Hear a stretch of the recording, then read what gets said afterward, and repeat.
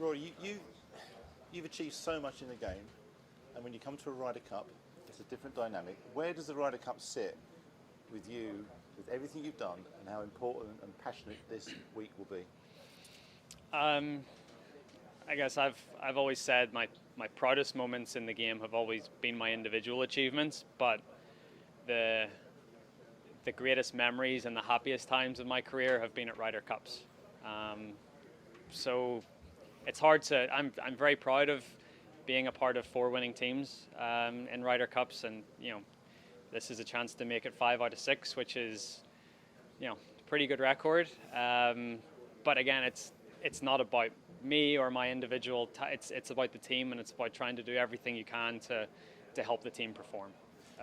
So whether that's a quiet word with a rookie in the locker room, whether that's shots that you hit on the course, there's a lot of stuff that go into being a part of a great team, and it doesn't all have to be hitting shots and holding putts. So there's a lot that goes into it, and I guess for me this week, I just want to be the best teammate I can be. I heard you say earlier, there's all the stats in the world, isn't there? Top 21 world rankings, whatever. We just seem to get it right. We have that team ethic, don't we? What happens in that changing room that galvanises people? I don't know. I said it earlier. I think we, one of the reporters asked me, it seemed, the Americans, obviously, they're playing for their country, but what do we play for? And I said, well, we play for each other. I think we play for each other. We obviously play for our countries and our continent and our tour and everything else, but I think the overriding feeling every year that we come to Ryder Cup is we play for the guy that stands next to us, and we don't want to let them down. So I think that's why our team dynamic works so well. You moved into a new dynamic though, because there's a degree of chaos that goes on out there. The noise, it's a cacophony. How do you deal with that? And also, how do we see career shots under so much pressure in a Ryder Cup? I don't know. I think this atmosphere brings the best out of us. We're 24 of the best players in the world, and it's probably the most intense atmosphere that we play in every 2 years.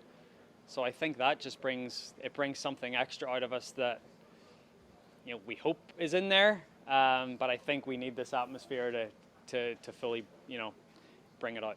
So I think you've probably played every match apart from one. So I think you've got 24 in the tank so far. Yeah. You normally have a busy week, don't you? How do you keep the energy levels going? Because it's Tuesday, we're talking to you. There's other things. You've got to get to golf, and you've got to keep those energy levels. How do you manage that? Yeah, so I think there's a big thing about, and I've learned this over the year. I haven't missed a session in a Ryder Cup that I've played yet. So conserving energy. I mean, Tuesday, Wednesday, Thursday are important in terms of getting to know the golf course and getting your practice and your preparation in, but you certainly don't want to overdo it.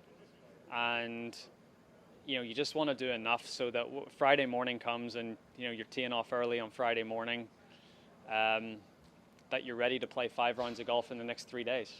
And that's what it is. And it's not just 5 rounds of golf, it's everything that goes on top of that. It's the emotions and the stress and the atmosphere and everything else. So Tuesday to Thursday are big days as well, to make sure that you're in the right space and you have enough energy conserved that you can put that all into the weekend basically. In the team room, how much do you offer? You're a leading character in there now. How much do you offer? Because when you first walked in there in 2010, you may not have said anything. Now, you've got experience. Do you wait for Podrick to introduce it, or are you just talking? I just, if I feel like I have something that's worth saying, I'll say it. There's a lot of great leaders in our team, starting with the captain, the vice captains, some of the more experienced players, which I am not a part of that group. So there's certainly not a quiet moment. Everyone has a lot of things that they can say, and all of it is very valuable information. And if I feel like I have some nugget that I think is helpful to share, I will share it. Tell us about the captain. He's a long-time friend, isn't he? Yeah, it's been, for me in my Ryder Cup journey to play under Paul McGinley and then Darren Clarke and now Padraig Harrington, 3 of the last 4 captains, being from Ireland and knowing them all since I was a young boy basically, and now that they're my Ryder Cup captains, it's amazing. It's been an unbelievable journey, and you know, I almost wanted it too much for Darren in 16. You know, I tried so hard, and I played well, and I did my job for the team. But you know, I really wanted for Padraig too. So you know, we're going to be giving it our all for him. Okay, final question. It's not a particularly fair one. How are you going to win this? How are you going to win? What's the game plan? 14.5. That's how we're going to win. We play our games. We be ourselves. We play for each other. We focus on our little European cocoon. Don't let anything else get to us or get in our way. And if we do that, we'll have a good chance.